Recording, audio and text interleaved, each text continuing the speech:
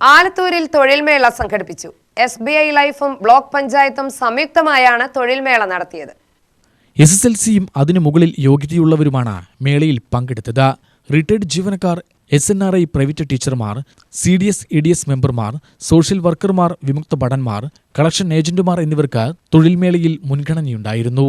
Block panchayat president T. Kannan ഉദ്ഘാടനം ചെയ്തു.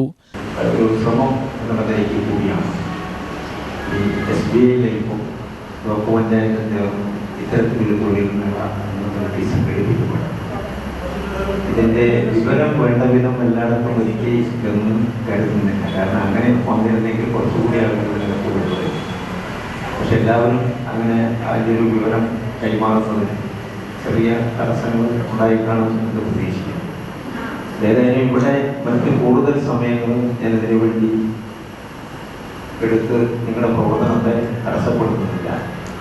ഇതിൻ്റെ ബന്ധപ്പെട്ട അധികാരികൾ നിലയിലേക്ക് നിങ്ങളുമായി ഈ കാര്യങ്ങൾ സംസാരിച്ച് ഓരോരുത്തർക്കും കഴിയാവുന്ന രീതിയിലുള്ള തൊഴിൽ ചെയ്യാൻ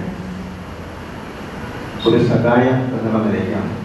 അപ്പോൾ ഇതിനകത്ത് അതിൻ്റെ ഇൻ്റർവ്യൂ എന്നുള്ള നിലയ്ക്ക് കുറച്ച് സമയം എടുത്ത് ചെയ്യേണ്ട കാര്യങ്ങളായിരിക്കും.